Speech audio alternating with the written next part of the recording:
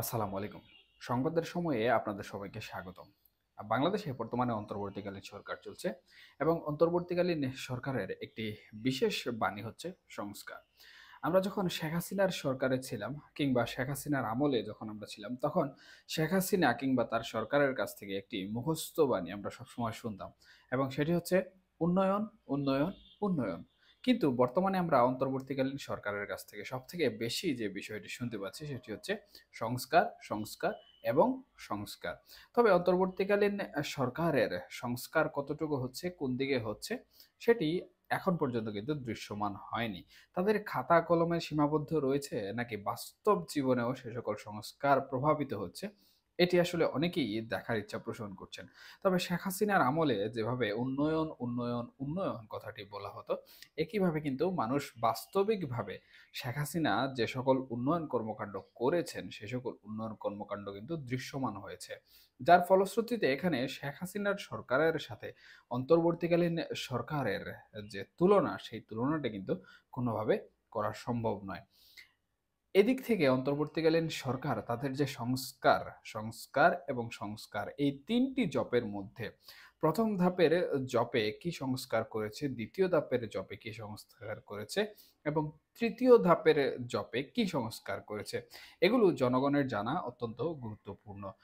তবে সম্পূর্ণরূপে সংস্কার করতে না পারলেও অন্তর্বর্তীকালীন সরকারের উপস্থিতিতে যে রাজনৈতিক দল গঠিত হয়েছে কিংবা যে সংস্কার কমিশনগুলো গঠিত হয়েছে, সেই সংস্কার কমিশনগুলিতে কিন্তু নানা ধরনের প্রস্তাব আমরা পেয়েছি কিংবা নানা ধরনের প্রস্তাব তাদেরকে দেয়া হয়েছে। সেই সকল প্রস্তাব সমূহের মধ্যে অনেক ভৌতিক প্রস্তাবও কিন্তু রয়েছে।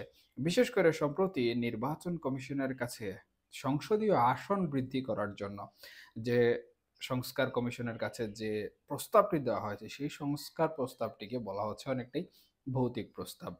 এখানে নারীরা যেভাবে তাদের সংরক্ষিত আসন ৬০০ করার জন্য প্রস্তাব করেছেন, অপরদিকে বাংলাদেশের নতুন রাজনৈতিক দল এনসিপিও কিন্তু তাদের যে নির্বাচনী আসন রয়েছে বাংলাদেশের সংসদে, সেগুলো বৃদ্ধি করার জন্য কিন্তু বলেছে। এক কথায় বাংলাদেশের প্রত্যেকটি ইউনিয়ন মোটামুটি করে একটি সংসদীয় আসনে রূপান্তরিত করার চিন্তাভাবনা কিন্তু তারা করে ফেলেছে। আমরা দেখতে পাচ্ছি যে বাংলাদেশের প্রত্যেকটি উপজেলা, মোটামুটি ২ টি উপজেলা, ৩ টি উপজেলা নিয়ে কিন্তু একটি সংসদীয় আসন। কিন্তু এটি যদি আরো বৃদ্ধি পায়, সংরক্ষিত মহিলা আসন যদি প্রত্যেক আসন ভিত্তিক করে বৃদ্ধি করা হয়, প্রত্যেক উপজেলা ভিত্তিক করে বাড়ানো হয়, তাহলে পরিণতি কি হবে? পরিণতি হবে প্রত্যেক উপজেলা একটি করে সংসদীয় আসন হয়ে যাবে এবং প্রত্যেক উপজেলায় চেয়ারম্যানের পরিবর্তে একজন এমপি নির্বাচিত হবেন। তাহলে প্রকৃতপক্ষে বাংলাদেশের সংসদ ব্যবস্থা আসলে কিরকম হবে? বাংলাদেশের সংসদ ব্যবস্থা তো একদম স্থানীয় পর্যায়ের লোকাল যে মাছ বাজার রয়েছে, সেই মাছ বাজারের মতো হয়ে যাচ্ছে। এটি বাংলাদেশের কোনো আইন হতে পারে না। এটি বাংলাদেশের কোনো সংবিধানও হতে পারে না।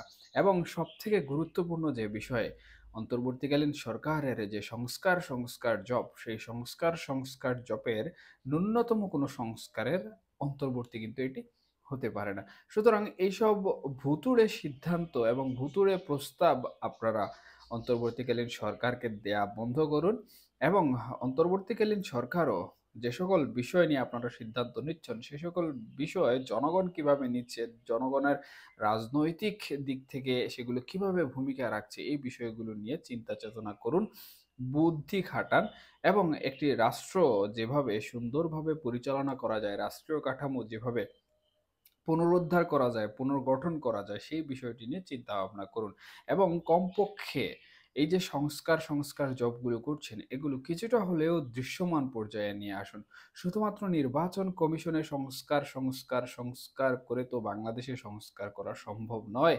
সুতরাং এই বিষয়গুলো কিন্তু জনগণ কিছুদিন পর হলেও যখন ফুলে ফেঁপে উঠে দাঁড়াবে, তখন কিন্তু সামাল দেওয়া অনেকটাই মুশকিল হয়ে যাবে।